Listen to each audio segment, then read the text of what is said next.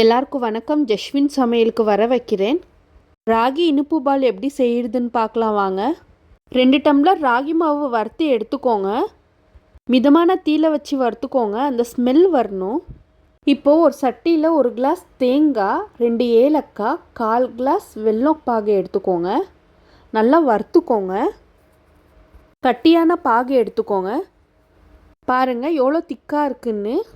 ரொம்ப திக்காகவும் இருக்கக்கூடாது, ரொம்ப தண்ணியாகவும் இருக்கக்கூடாது. இந்த ஸ்டேஜில் இருக்கும், மீடியம் பதத்தில் இருக்கணும். 3 உள்ளே சேர்த்து நல்லா கிளறிட்டே இருங்க. இப்போ நல்லா கிளறி விட்டுட்டே இருங்க ஒரு 2 நிமிஷம். பாருங்கள் நல்லா திக்காயிடுச்சு. இப்போது ஆறின பிறகு உருண்டை பிடிச்சிக்கோங்க. இந்த மாதிரி சின்ன பசங்களுக்கு செஞ்சு கொடுங்க, ரொம்ப விரும்பி சாப்பிடுவாங்க. ராகியில் செய்யறதுனால ரொம்ப ஹெல்த்தி கூட. 1 கிளாஸ் தேங்காய்க்கு 10 பால் வந்துச்சு. இப்போது ஒரு சட்டியில் 1 கிளாஸ் தண்ணி எடுத்துக்கோங்க.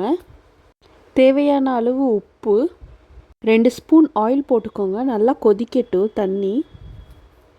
கொதித்ததும் 1 கிளாஸ் ராகி போட்டுக்கோங்க. கிளறி விட்டு ஸ்டவ் ஆஃப் பண்ணிக்கோங்க. இப்போ ஒரு கிண்ணத்தில் ட்ரான்ஸ்ஃபர் பண்ணிக்கோங்க. கையில் எண்ணெய் தேய்ச்சிட்டு இந்த மாதிரி பிசைஞ்சிட்டே இருங்க, கையில் ஒட்டாமல் வரும். நல்லா இந்த மாதிரி பிசைஞ்சுக்கோங்க.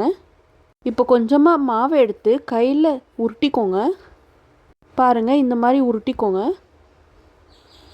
நடுவில் பூர்ணத்தை வச்சுட்டு க்ளோஸ் பண்ணிக்கோங்க. பால் மாதிரி உருட்டிக்கோங்க.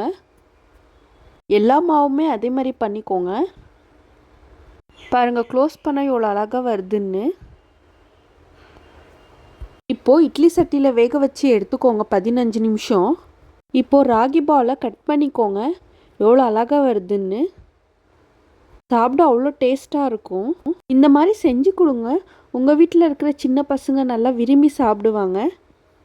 15 மினிட்ஸில் செஞ்சு முடிக்கலாம். இந்த மாதிரி ரொம்ப ஈஸியாக இருக்கும் செய்யறதுக்கு, ரொம்ப ஹெல்த்தி கூட. ராகி கார கொழுக்கட்டை எப்படி செய்யறதுன்னு பார்க்கலாம் வாங்க. ராகி கொழுக்கட்டைக்கு தொட்டுக்க தக்காளி தொக்கு வச்சு சாப்பிடுங்க, அவ்வளோ நல்லாயிருக்கும். தக்காளி தொக்கு எப்படி செய்யறதுன்னு டிஸ்கிரிப்ஷனில் லிங்க் கொடுத்துருக்கேன், செக் பண்ணி பார்த்துக்கோங்க. இப்போ ஒரு சட்டியில் 2 ஸ்பூன் ஆயில் ஊற்றிக்கோங்க.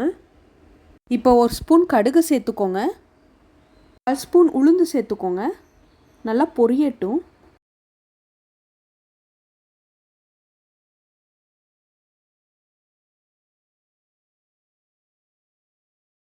ஒரு பச்சை மிளகா, கருவேப்பிலை நைஸாக கட் பண்ணி சேர்த்துக்கோங்க. நல்லா வதக்கி விட்டுக்கோங்க. சைஸ் வெங்காயத்தை நல்லா நைஸாக கட் பண்ணி சேர்த்துக்கோங்க. நல்லா வதக்கி விட்டுட்டே இருங்க ஒரு 2 நிமிஷம். 2 சிட்டிக்கு ஜீரகம் போட்டு நல்லா கிளறி விட்டுட்டே இருங்க.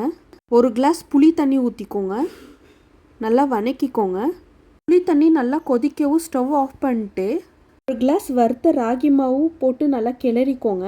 இப்போ சூடு ஆறுனதும் கொழுக்கட்டை மாதிரி உருட்டிக்கோங்க. இப்போ இட்லி சட்டியில் வச்சு வேக வச்சுக்கோங்க. 15 நிமிஷம் கழித்து எடுங்க.